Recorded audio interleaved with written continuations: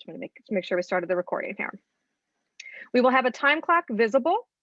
The color on the clock will change to green at the start of the time, yellow with 30 seconds remaining, and red upon the time finished.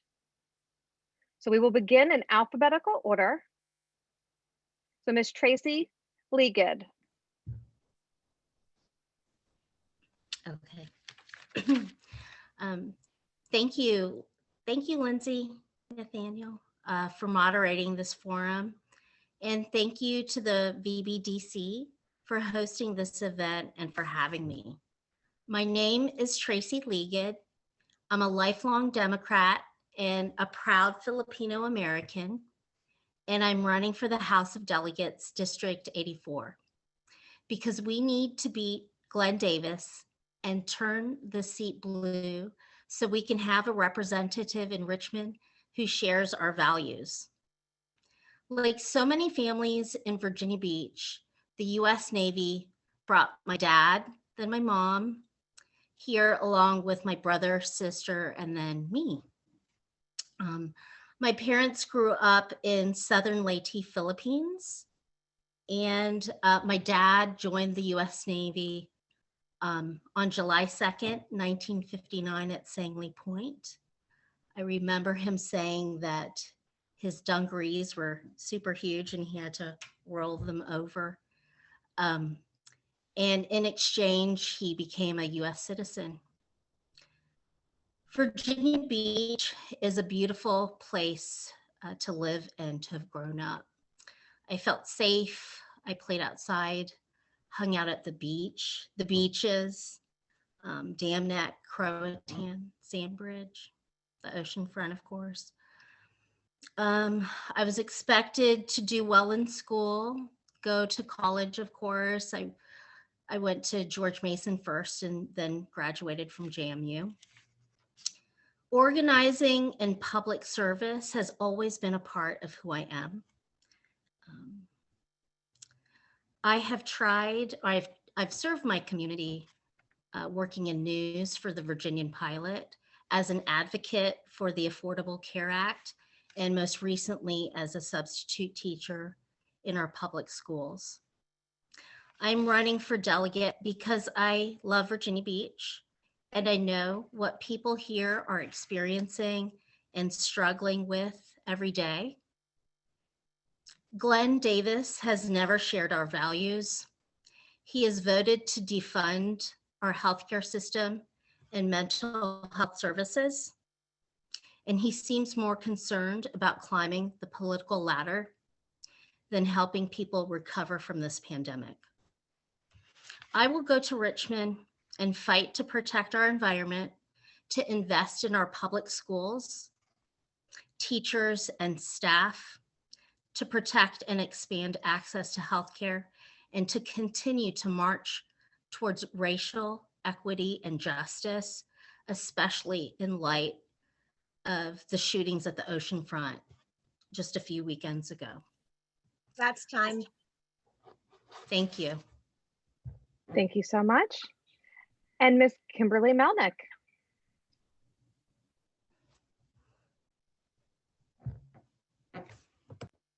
You're muted, Kim. I'm sorry. So I'm Kim Melnyk, and like Tracie, my father's naval career brought my family to Virginia Beach 45 years ago. I'm a product of Virginia Beach City Public Schools and a proud graduate of Green Run High School. After graduating from Longwood, I came back home and taught for Virginia Beach City Public Schools for over 15 years at Glenwood, Strawbridge, and Christopher Farms Elementary Schools. Education is my life, and after many years in the classroom, I was able to transfer that passion to my role on the school board. In 2014, I realized that teachers needed a stronger voice on the school board. So I ran against and defeated a 7-year Republican incumbent who outspent me 10-1. I have now served on the school board for over 6 years, and this is my 3rd year as vice chair. And I'm so proud of the progress we have championed.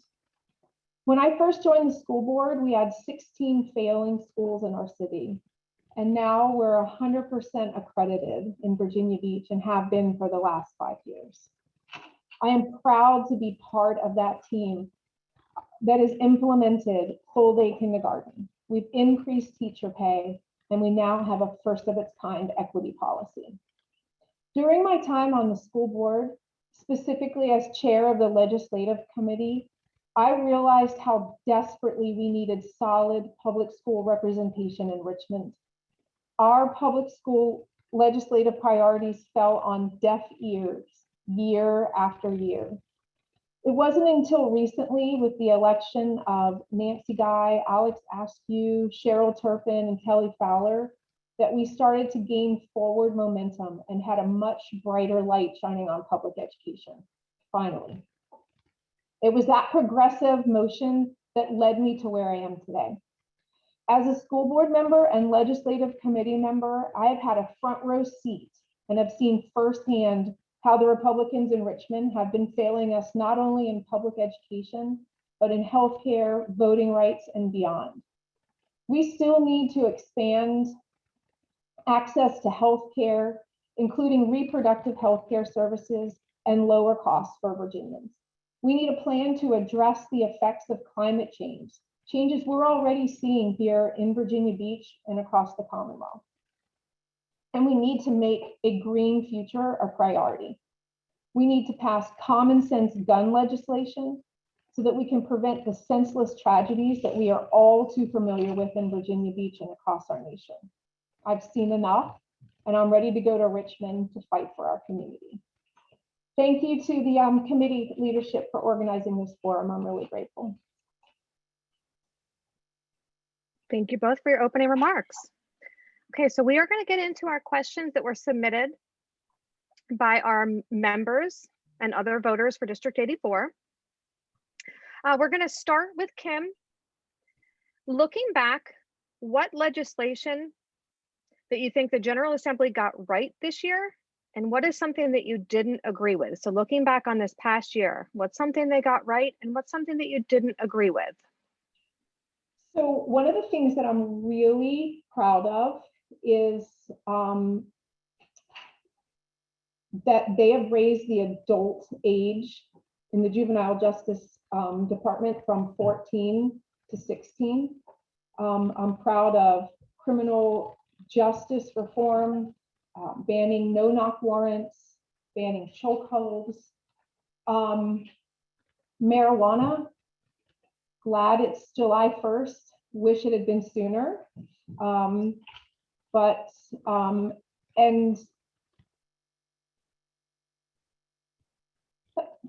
good. I'm proud of all of that.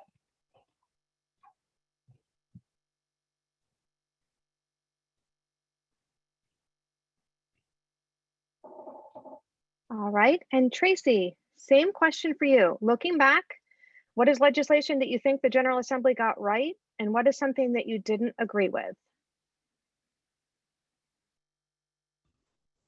So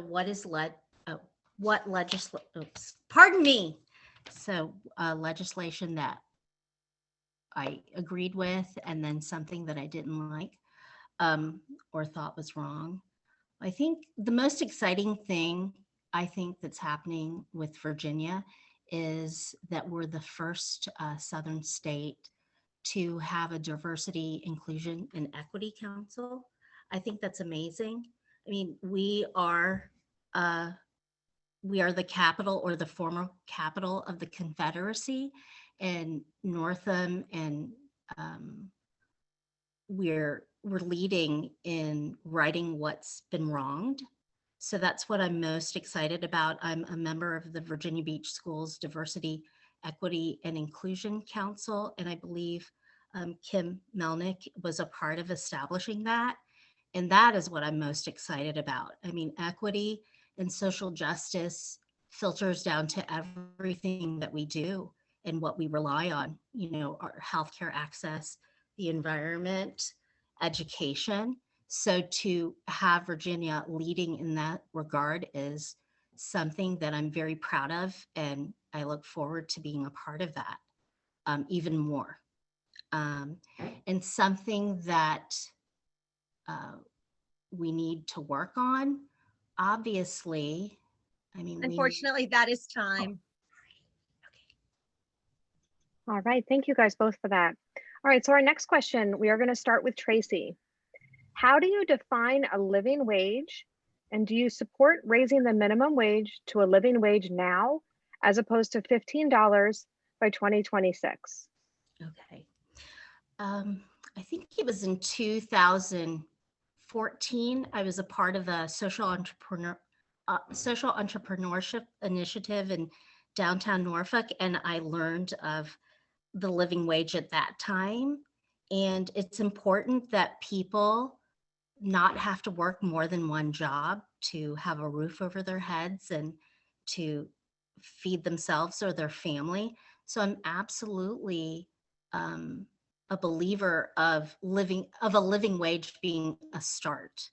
So yeah, we need to look into how to implement that and let that be a great jumping point.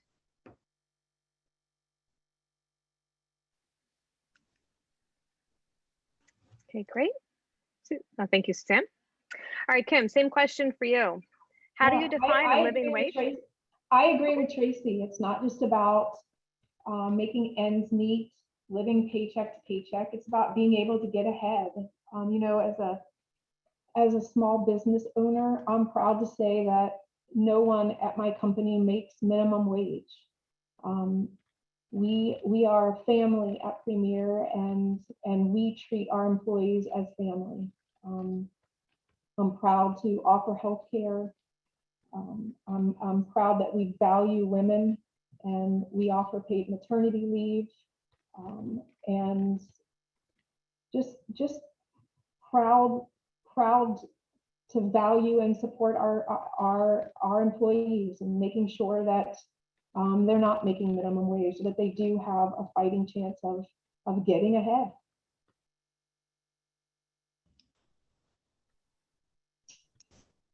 Thank you. All right, so this one is going to go to Kim first. It's a two-part question. What specific actions will you take to address racial inequalities in our community? And what do you believe the General Assembly should do to address police accountability when it comes to violence against the Black community?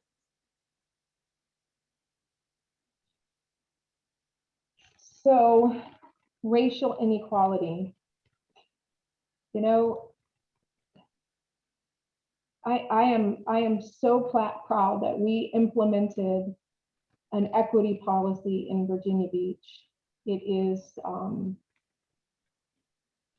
time, it is necessary, but I think the saddest part of the implementation of that equity policy is that just last week, we had 6 elected officials standing outside of Virginia Beach City Public Schools holding a rally against equity. Just think about that for a minute. Let that set in.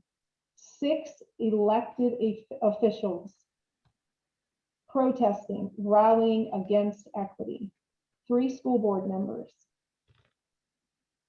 a state senator, a delegate who wants to be lieutenant governor, a delegate who wants to be attorney general, standing outside and rallying against equity.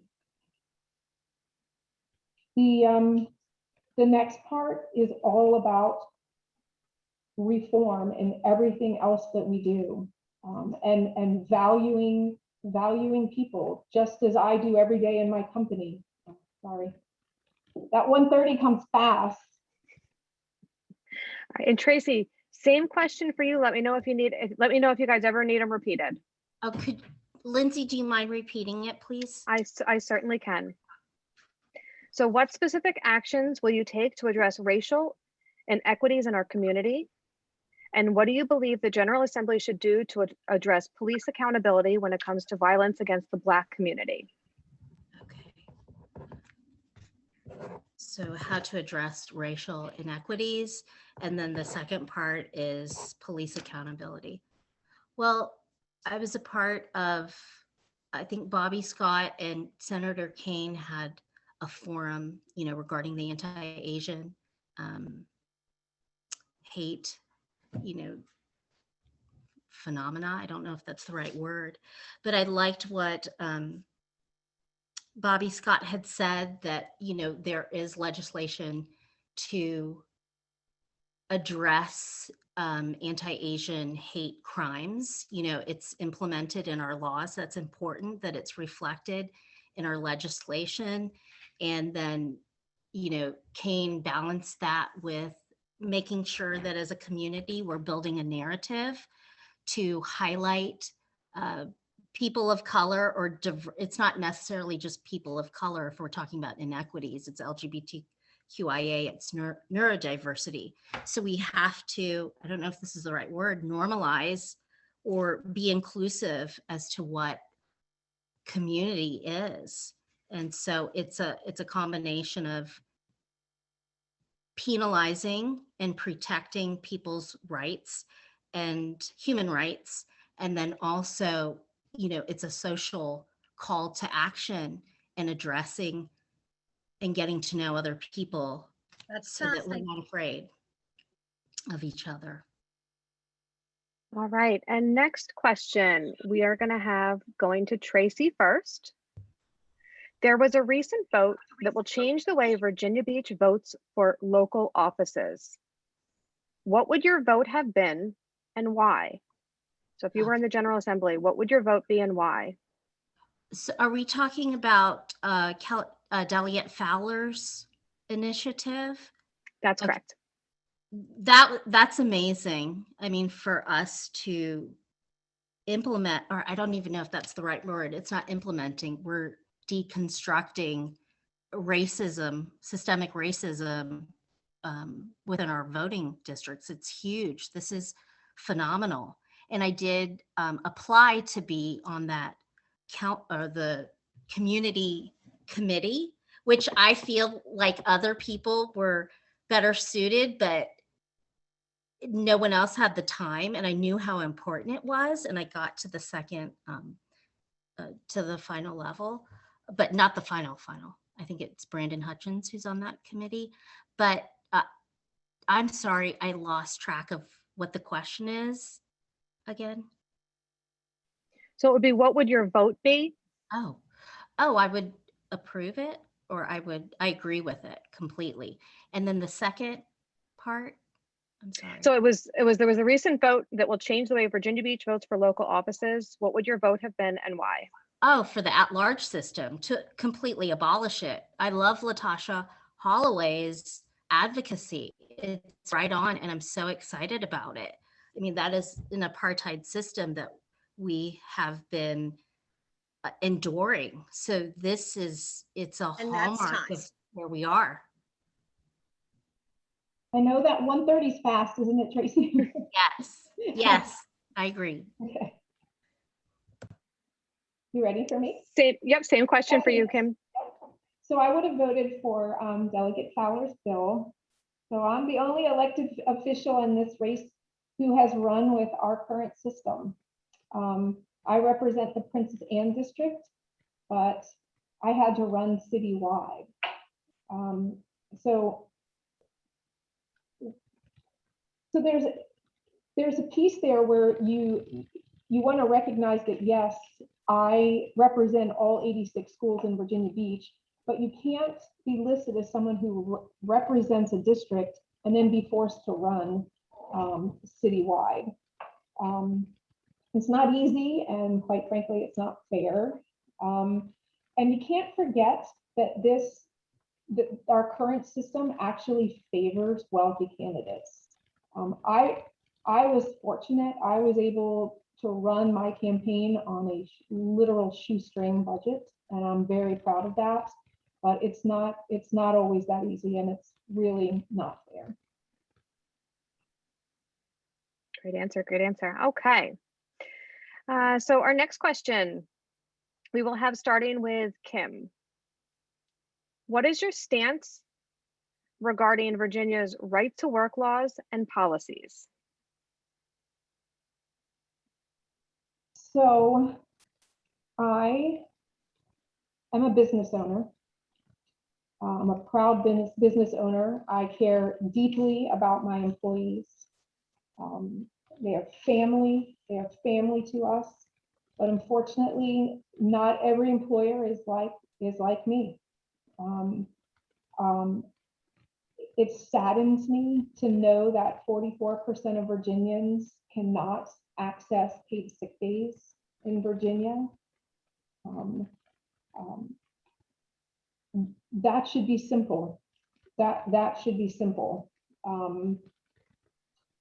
The General Assembly did pass 5 sick days for Medicaid home health care workers, but we certainly need to do more. And I think that treating your employees as family and recognizing their value and their importance is incredibly important. Thank you. And same question to you, Tracie. Do you need me to repeat it? Please, Lindsay. Okay. What is your stance regarding Virginia's right to work laws and policies? I will always support the right to organize and bargain collectively. I was a part of the collective bargaining awareness since it's being implemented May 1 as a part of the VBA and Unisys. And I was told, unfortunately, that I needed to stop because there was a conflict of interest with my candidacy. But I fully support that, and I will continue to advocate it, even if it isn't, a quote paid position. It is extremely important. It is not enough to protect the rights that we already have. We need to make it easier for workers to organize. We need to expand and grow unions and increase their bargaining power. And when corporations violate workers' rights, we need to hold them accountable. Thank you. All right, this one is going to go to Tracie first. What will you do to address the alarming rate of gun violence in Virginia Beach? Okay, I mean, we know this is a complex issue. It hits home for me most closely because I was, in 2019, I was working as the liaison for the Human Rights Commission for the city of Virginia Beach. And that Friday afternoon, May 31st, I found myself on the floor of my supervisor's office, sitting across from a woman who had to flee building 2. So she was in shock and explaining to me what she had seen. She had seen the gun. She showed me the size of the gun. The glass had shattered. It felt like the earth was shattering. So, I mean, that stays with me, of course. And I'm fortunate that I was just bearing witness to her pain and many of my coworkers' pain. But I think that we need common sense gun reform. We need to address mental health overall. This is an epidemic that is showing up in our schools. It's showing up in our municipal center, and it's showing up at the oceanfront weekly. So we need common sense gun reform. Absolutely. Thank you. And So Kim, Tracie, your I question. agree with you. There's trauma, right? So as a mom, I have a son who was affected by gun trauma, and it is real and it is forever lasting. And so as a mom and as a citizen, when we're watching things unfold right in our backyard, you have to ask yourself, why is it so difficult to pass simple, common sense gun laws? Why? I agree. It should be one of the top priorities moving forward. It's not hard. And everyone in Virginia Beach has seen firsthand the pain, the loss, and the tragedy caused by gun violence. But I think the worst part is the fact that we know many of these incidents and injuries, trauma, and death are preventable. For some of us last week were able to get on to the Moms Demand Action meeting, and there was a presenter who did a whole presentation on ghost guns. Why that legislation did not pass, I have no idea. I believe for anyone watching, if you'd like to see it, I'm sure it was recorded, and it's something everybody should watch. But we need to renew our commitment to keeping our community safe by implementing common sense gun laws. Thank you. Thank you both for those answers. All right, so we're going to move on to some individual questions. So the first question is going to be for Kim. Last year, you endorsed Ben Loyola in the Republican race for CD2. And in 2017, you were on the host committee for a fundraiser for Republican Glenn Davis as he was running for lieutenant governor. This was after Trump was in office. Why did it take you an additional 3 years to publicly identify as a Democrat? So first of all, I did neither of those. But I am a Democrat. I'm proud to have been voted into the VBDC last week. The truth is I was raised to always fight for my values, and those values are fully funding public education, making sure people have access to affordable health care, protecting and preserving our environment, and protecting a woman's right to choose.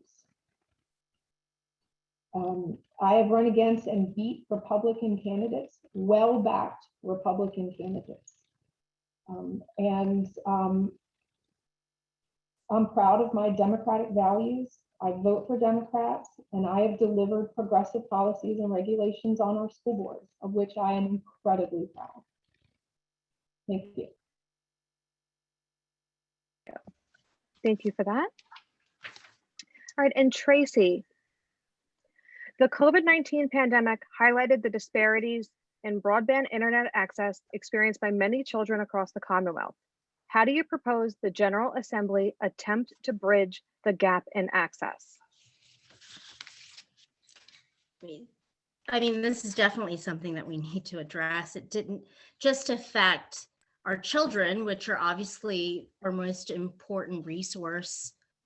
You know, I know that there were broadband deserts, and luckily Virginia Beach schools, we're fortunate where hotspots are available, but I don't know if they were able to, you know, address all of them, because I had heard in different parts where the African American Culture Center is supposed to be, there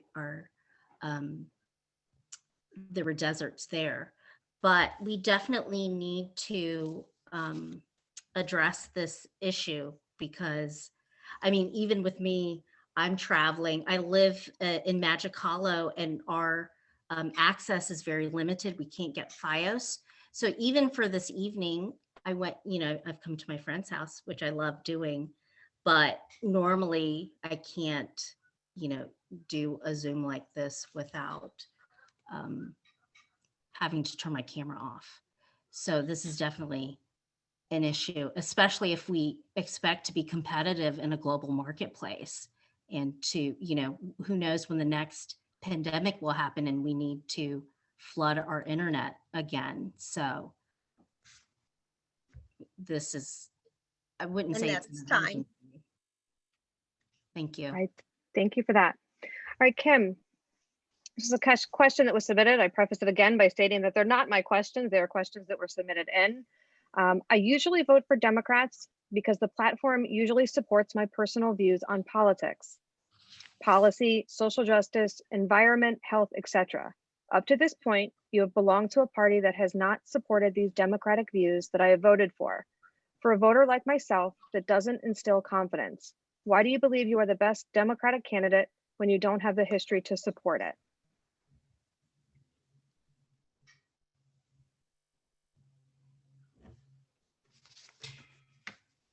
Again, I wish somebody had submitted a different question so I could talk about all of the great work I have done on this school board. I am so proud of my work, and I wish and hope that people give me a chance and really take a look at what I've done. I am a champion for public education. I work tirelessly every day for this community. I am a mentor, I am a tutor, I'm a former teacher, I'm vice chair of the Virginia Beach School Board. I'm on the legislative committee. I represent Virginia Musical Theater as the vice president. I'm a champion and a member of the regional board for the Governor's School for the Arts. I'm on the board member for the Children's Health Investment Program, and I work every single day for this community. And this morning, I was endorsed by the National Women's Political Caucus of Virginia, and I'm proud. And they recognize the work that I do and the democratic values that I have. I'm just proud of who I am and what I do every single day. Thank you for that. This next question is for Tracie. Tracie, you have not previously run or served in office. What qualifies you to serve as our delegate? Well, I'm a lifelong Democrat, and I believe so strongly in the values of caring for others like you care for yourself. I am Filipino American, and I think many immigrant cultures, we're a collective, that it's a survival and a thrival. I don't think that's a real word. It's an instinct, and it's within me. So I think I embody, the democratic principles, and I'm so rooted in collectivism. I will fight for everyone, especially the unheard and the ignored. I am and the vulnerable. That is who needs the help the most. So I can promise you that I will be tireless in addressing inequities. Thank you. So we have a closing question, and then you'll be able to provide comments. It's more important than ever to show solidarity despite differing views, and we must strengthen our being a party of inclusion. If you lose the primary, will you publicly support the winner? And to that end, how will you harness your unique talents, resources, and supporters to help Democrats take District 84? We'll start with Tracie. I think Kim Melnyk, we met before, and we did promise that we would support one another. I believe in better representation. I believe in beating Glenn Davis. I want to do it, but if I can't, then, absolutely, I would support Kim, because a Republican has held the seat for 25 years. We can't manage another day or another at least 2 years. So I'm very inspired by the many people that I've met just since January. So I'm got so much fire, and I would absolutely, lend that or share that with Kim if she wins on June the 8th. So yeah, we're in this together for sure.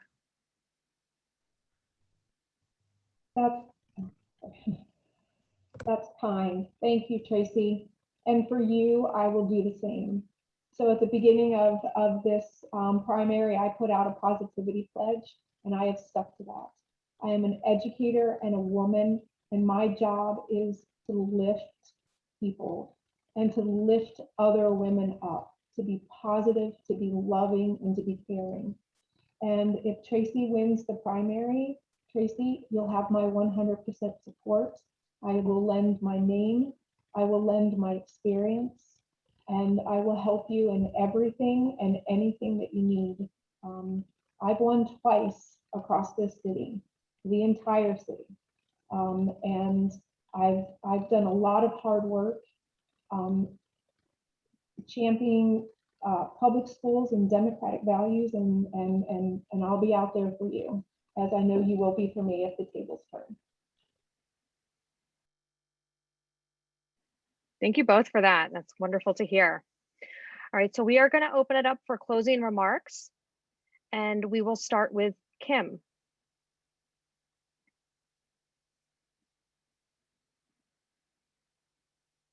Well, of course, I was muted again. Tomorrow is the 70th anniversary of the strike that Barbara Johns organized in Farmville, walking out of her school to demand that she and other students of color be treated equally and given the same opportunities as their white counterparts. For anyone that doesn't know, Barbara Johns from Prince Edward County, that was the start of massive resistance. Barbara stood up proudly for equity. 70 years later,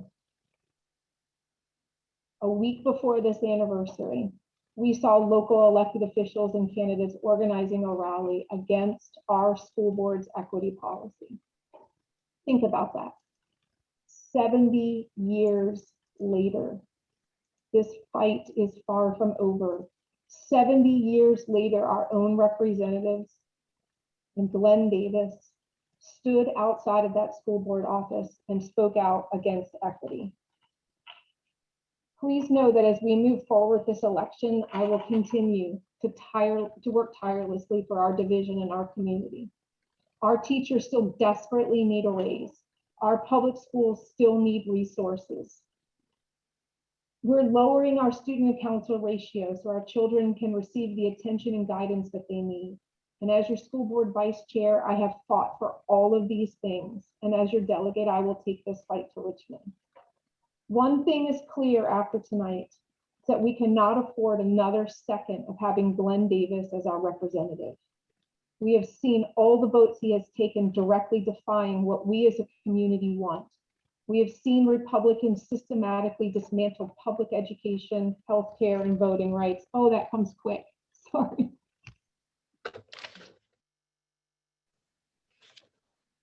Thank you. And Tracie, for your closing remarks, please.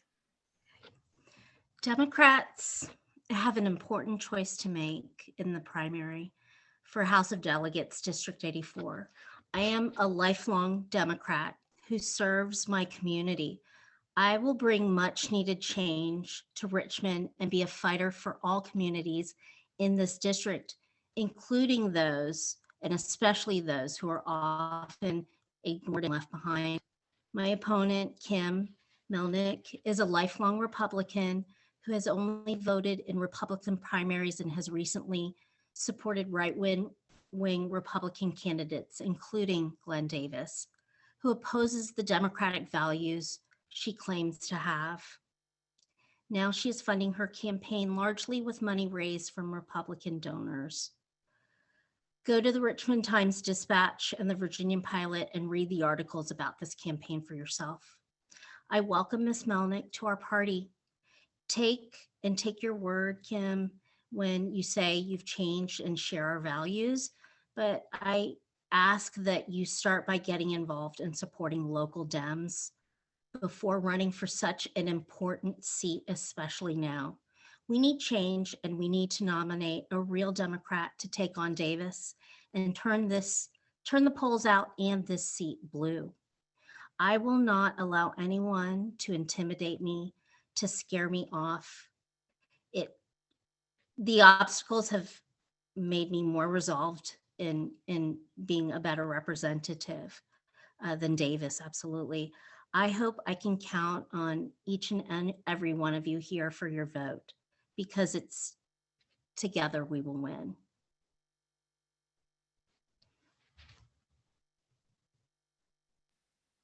Thank you for that. And thank you to both candidates.